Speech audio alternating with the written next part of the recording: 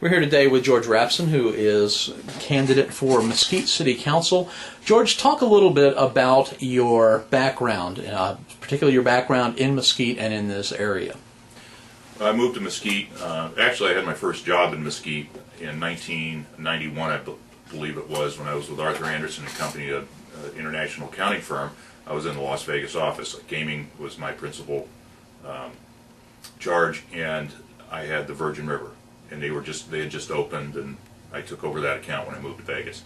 So I was up here doing some accounting, and then I was hired by the Black Brothers as their CFO, and moved up here in 1997, July of 97, permanently, when the Black family took over Players Island, and I was named general manager shortly after that, and I was general manager through 2005 at the Casablanca. And they had a corporate reorganization in December of 2005, and I became involved in the Solstice Project as their director of operations, which was basically their local liaison with through the entitlement process, financial pro formas, development, budgeting, and dealing with the consultants in the project. And then it was a product of the economy, and as everybody knows, not gone anywhere to this point. Certainly not to the extent that they needed my services any longer. I'm a CPA, inactive. I have not kept it current since early 2000s, I believe, in California and Nevada. And so essentially my background is running a large business, the day-to-day operations of a large business, hotel, casino, resort, and accounting. With your accounting background, let's talk a little bit about the budget. Are there some things in the budget that you've had an opportunity to look at and figure out where there might be some cuts that could be made in the upcoming budget?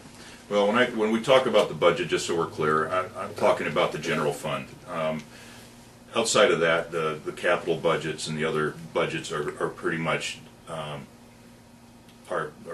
fixed. It's the operating revenue that we run the city on, and the operating expenses, which is I believe about 90% payroll and benefits related. So when we say budget cuts in the operations of this city, it's going to be by virtue of the large volume of payroll and benefits. It's got to be in payroll and benefits. And in my view, it's very simple. This recession has taken its horrible toll on the private sector. There's no question about it. Businesses closed. People have been laid off. I think black gaming at the peak had nearly 3,000 employees. Total gaming employees now, I believe, in this town is 2,150, give or take. So we've lost a lot of employees, and that's not the only one.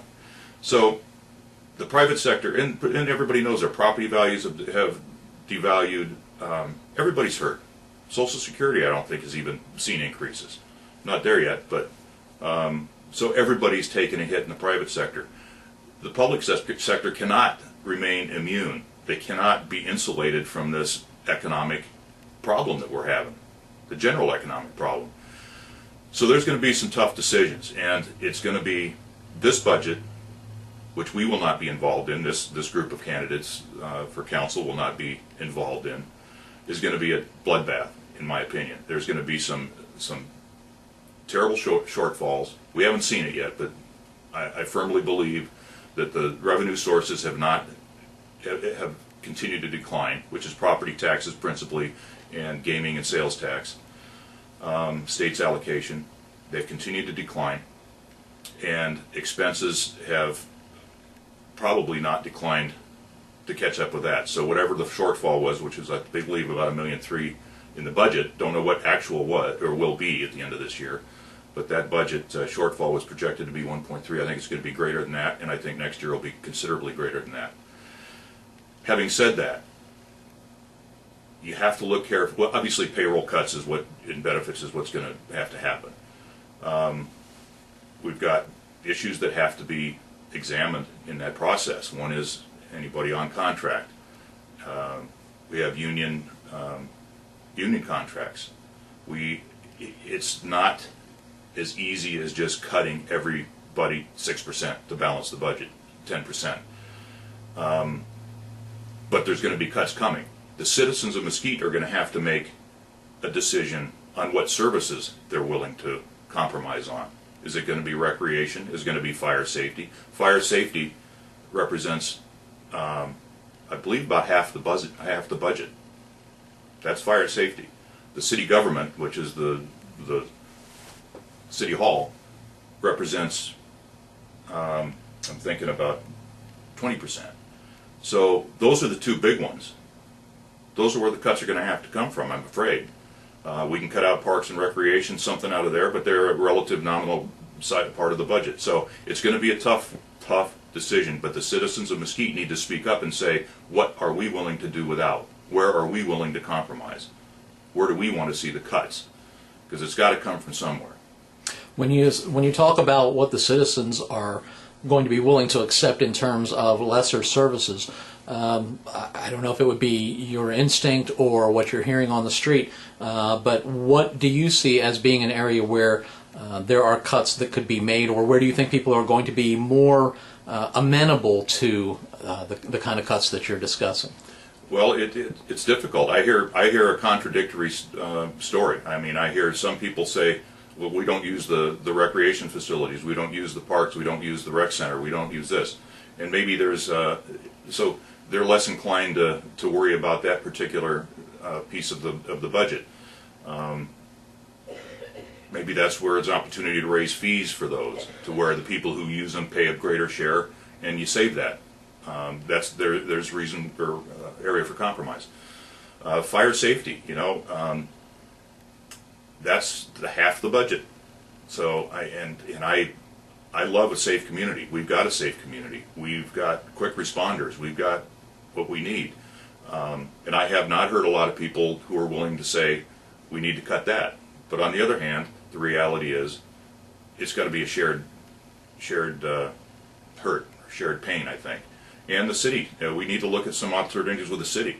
Need to look at, make sure they're competitively paid, make sure that the contracts are realistic based on what similar sized towns and similar economic circumstances are. Look at some alternatives, outsourcing. We need to, there's one thing that we haven't talked much about. Is there an opportunity to outsource some of the things like engineering, which we did? I don't believe we've replaced Alan Bell. So they have to be outsourcing the engineering services. Is there an opportunity with the inspectors? We've got very capable contractors in town. Slurrying the roads, who's doing that? Is that a city equipment, a city expense? Maybe we can sub that out. When we had an economy hitting on all 8 cylinders, quite often the city more effectively and efficiently can take these things in-house and do it more efficiently. But when the economy slows and there's less to do and less frequency and less volume, then maybe it's better to outsource, piecemeal it, outsource it and cut some of the departments. I don't know. I think we need to look at all of these alternatives. As I said, it's not going to be easy, and it's going to be painful and it should be painful for everybody. You can't put a target on somebody's back and say, you're going to take the brunt of this. You talk about contracted employees. That brings up the issue of contractors. Mesquite uses quite a few contractors, outside consultants, for a lot of the things that they do at City Hall. What is your position on that? Do we need more contractors and consultants, or do we need fewer? It depends on it's a tough one. I mean, I think it'd have to speak to specifics. I mean, there's sometimes where a consultant is necessary because we don't have the necessary expertise to make realistic and effective decisions. But we do have a town here with some very, very talented people. We've got engineering firms that have been here forever that have done all kinds of engineering. We've got contractors that do everything from dirt work to concrete to vertical construction, high-rise. We've had experience in high-rise. We've got people who can consult, and they're probably willing to do it at a fairly reasonable rate right now, because I believe they, like everybody else, are hurting in this economy.